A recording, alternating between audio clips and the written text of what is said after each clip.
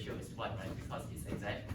But on one particular instance, you will get a ratio of basically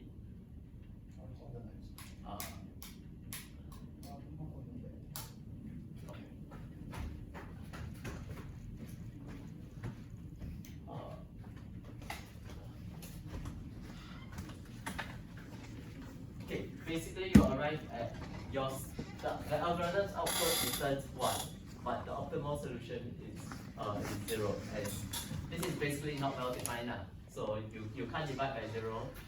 And that means in general for this algorithm, because our approximation ratio is abound over all the possible inputs, there is no good upper bound on the approximation ratio here, and therefore we say that there is no approximation ratio for this algorithm that we have given here.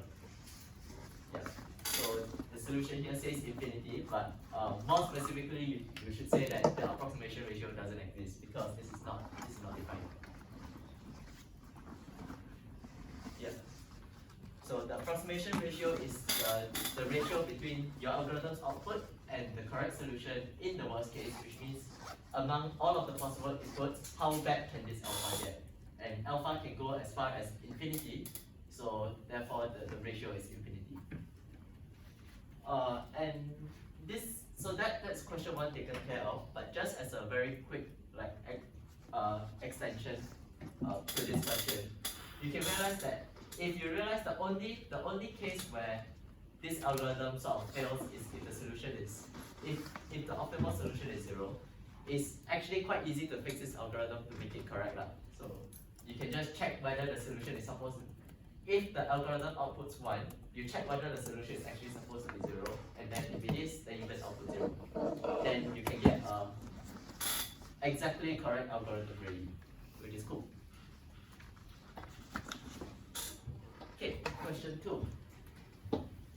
So now we have a greedy set cover algorithm, and we consider a set cover instance where all of these things are happening. So let's draw that out on the whiteboard. So you have 14 elements in your universe, basically. 1, 2, 3.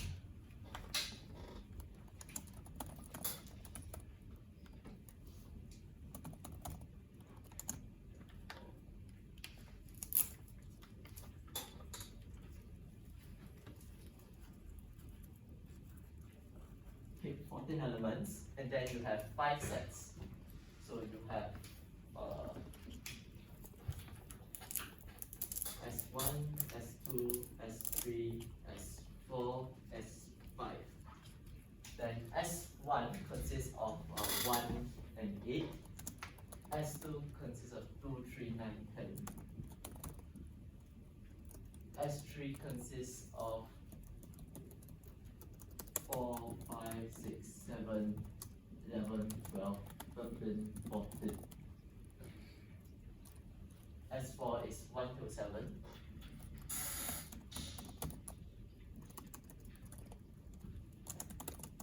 And S5 is 8 till 14.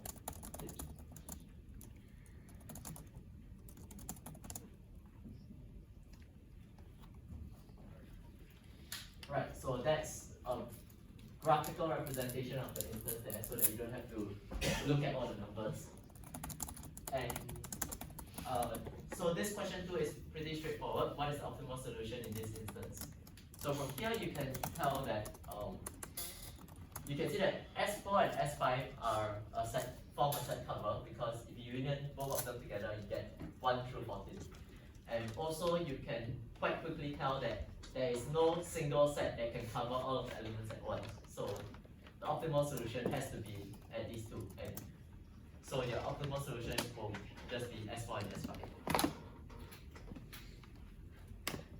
Right, so the 2 set covers here cover all of the union plus elements, and in addition you find that you cannot get any better solution than this, because any better solution is a single set that covers everything, which there isn't any.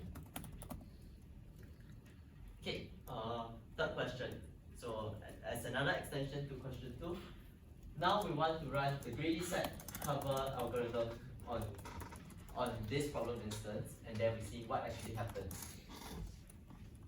So, greedy set cover says that while you still have uncovered elements, pick a set that maximizes the amount of uncovered elements that you can now cover, and then you add that set S.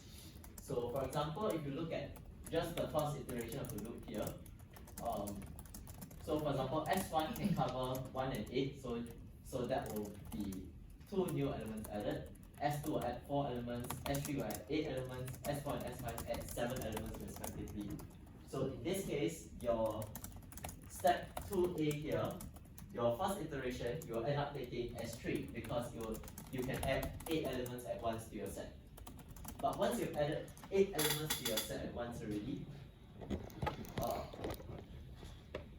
then what happens on the second iteration of your loop? On the second iteration of your loop, let's compute the values again. So S1 can still add 2 values, S2 can still add 4 values, S3 you have already added, S4 and S5 only adds another 3 additional elements to your cover, right? Because if you've already added S3, the only extra things that you can contribute are basically the 3 elements from before. And so in this case, after you take S3, you will then choose S2 because S2 will give you 4 uncovered elements. And then on the next iteration, you choose S1, which will give you the last 2 uncovered elements. So if you just run greedy set cover, you'll get S1, S2, and S3.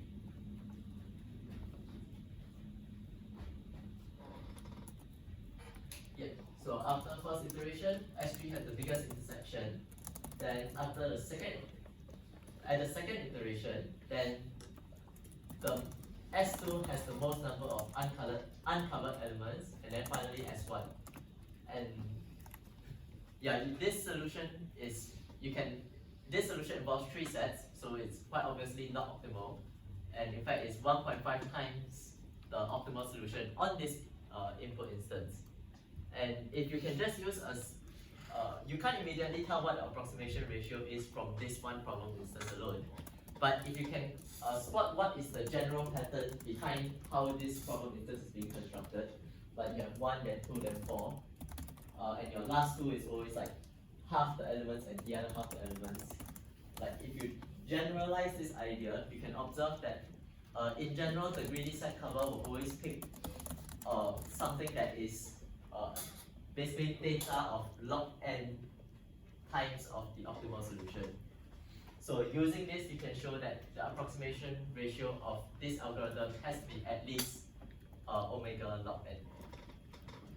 And I believe in the lecture, there's also a proof that the approximation ratio is at most O of log n. So therefore, the approximation ratio here is theta of log n for this algorithm here. Any questions so far?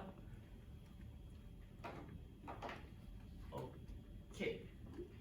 Then next question. So question 4, we're introducing the dominating set problem. So a dominating set in the graph is a subset of vertices such that for any vertex in your graph, either the vertex is in your dominating set or some neighbor of it is in the dominating set. So this is actually, it sounds very similar to the vertex cover problem that we have seen in the lecture, but it's slightly different. So let me try and draw a test case to illustrate what the difference between them is. If I'm not wrong, if you draw a graph like this, basically a cycle of 5 vertices, then a cycle of 4 vertices, oh no, 5.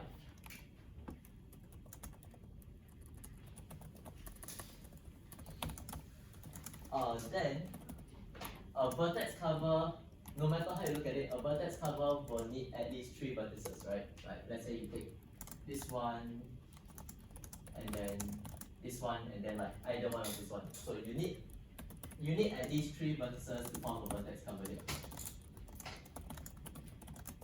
But for a dominating set, you can just pick this one, and then this satisfies constraints of a dominating set. Because every vertex is either in the dominating set or is adjacent to something in the dominating set.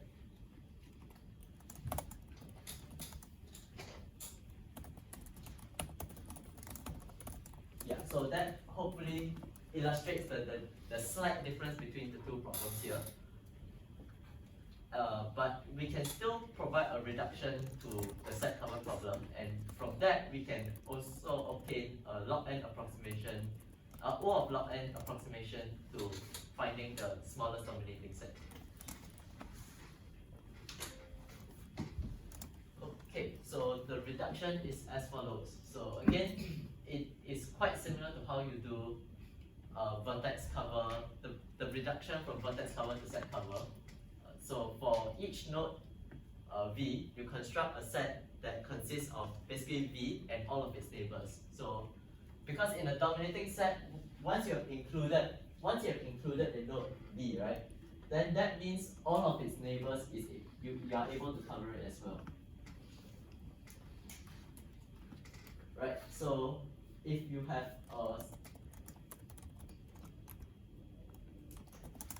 if you have a node V, you can cover all of its neighbors as well. So that will form like one set, and your objective is to basically cover all of the vertices in your graph.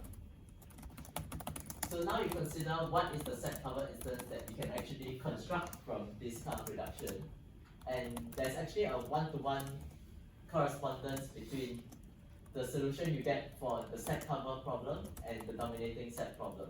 So it is exactly the same size. And because in this specific case, the reduction provides a mapping between the dominating set and the set cover that is exactly the same size, you can apply the same or like very similar algorithm from our greedy set cover, which is O of log n, to this dominating set problem, and you'll also get another algorithm to solve dominating set with O of log n approximation. So at this point, I do want to stress that it really depends on our reduction having like an exact mapping between the solutions of the set cover and between the set cover and the dominating set having exactly the same size. So for other reductions where the sizes might not be different, but the sizes might be different, then the approximation ratio might change by some other factor, and so you need to be careful when handling those cases. But for here, because it is the same size, then it's fine.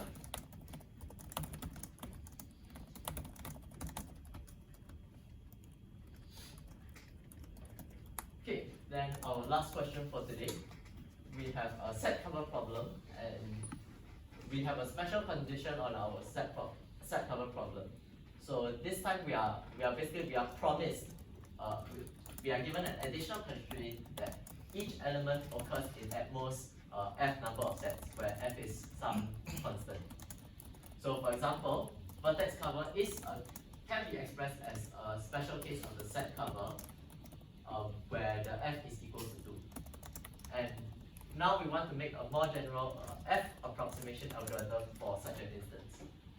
And the hint given to you is to basically generalize the greedy algorithm for vertex cover, which, if I recall correctly, the greedy algorithm for vertex cover involves for every edge that you are looking at, basically you add both the endpoints to your vertex cover, which sounds like a really stupid idea, but when you actually do work out the analysis, you find that this greedy vertex cover algorithm is a 2 approximation. So the question is, can we generalize this idea to this more general restricted set cover problem?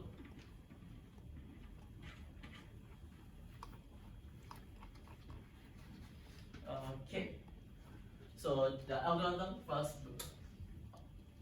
so here is the algorithm, and it's not written as pseudocode, it's just written as some plain English, but we'll go through it step by step. So first, you let U be the universe of all your uncovered elements, and then while U is not empty, we should say while you still have some uncovered elements, you choose some arbitrary element inside, some arbitrary uncovered element inside, and you just add all of the sets that contain that element to your set cover. So remember that to get a valid set cover, technically all you need to do is just add like one set that contains I, but here we want to add all of the set that contains I. So it's the same idea as the greedy vertex cover here. Then once you've added all of the sets that contain I, then you remove all the other elements that you have added as well. So all the extra elements that you have picked up along the way while you're adding all the sets, all the extra elements along the way, you take them out from U as well, because you have now covered those as well. And finally, when you have finished covering all of the elements, then you return what is the set cover that you get. Right. So to prove the correctness of approximation algorithm, basically there's two things that you need to show now. So the first thing that you need to show is, of course, that whatever solution you output does indeed satisfy all of the constraints of the problem that has been given to you. So you need to show that your output is indeed a set cover. And once you have shown that your output is indeed a set cover, then this also immediately implies that since this is some valid solution, this will be at least the amount of the optimal solution. So once you have shown this, you immediately get this side of the inequality for free as well. And so the next thing you need to prove is basically the upper bound on the approximation ratio.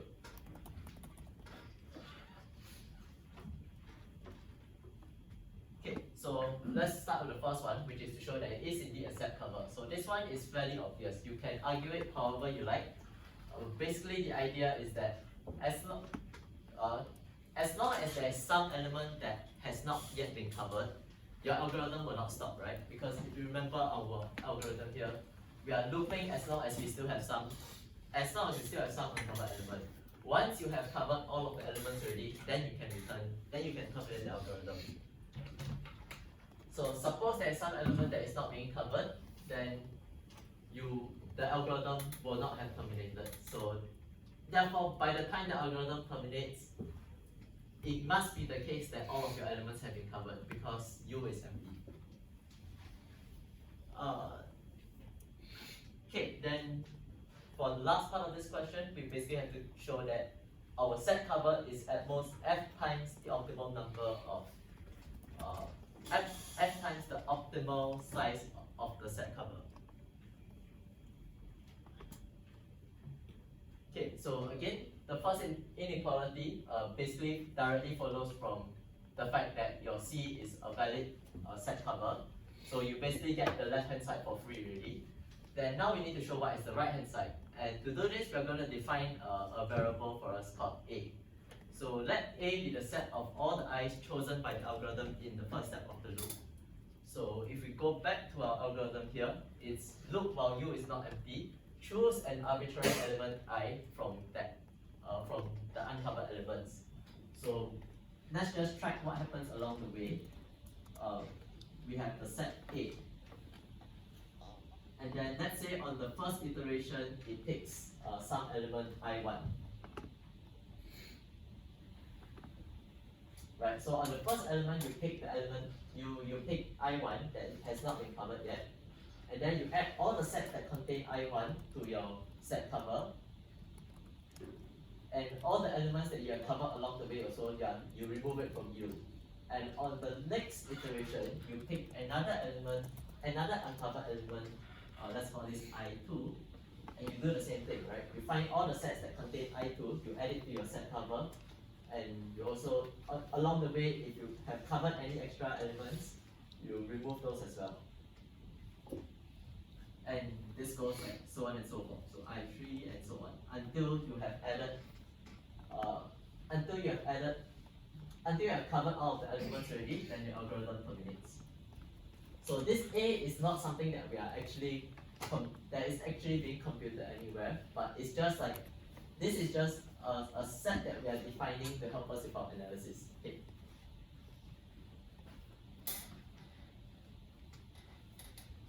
Okay, so So the first observation that we want to make is to observe that the optimal solution is actually at least the size of A.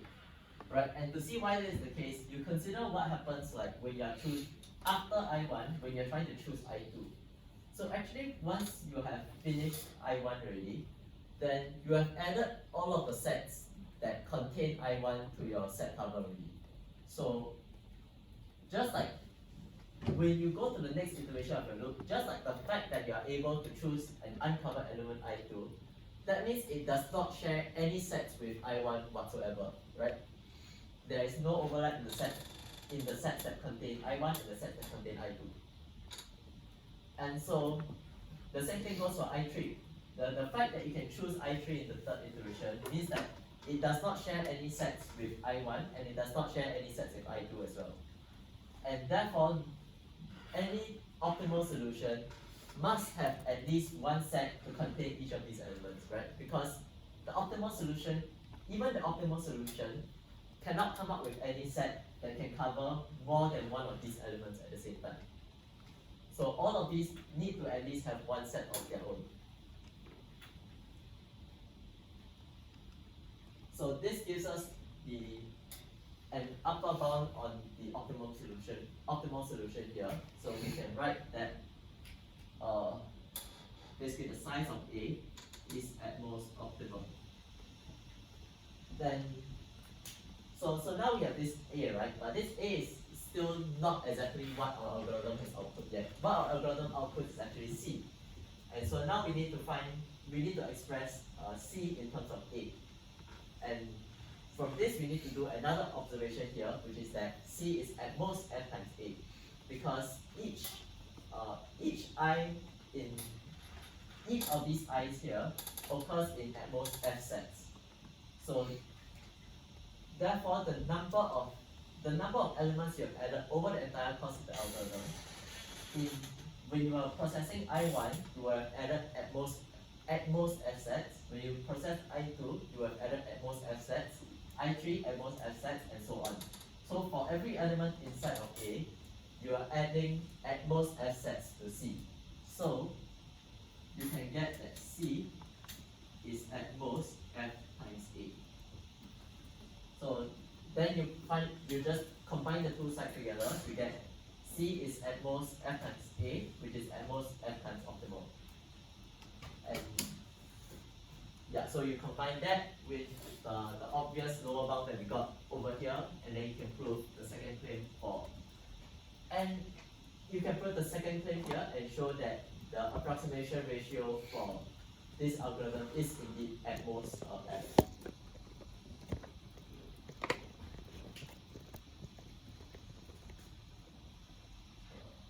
Yeah, so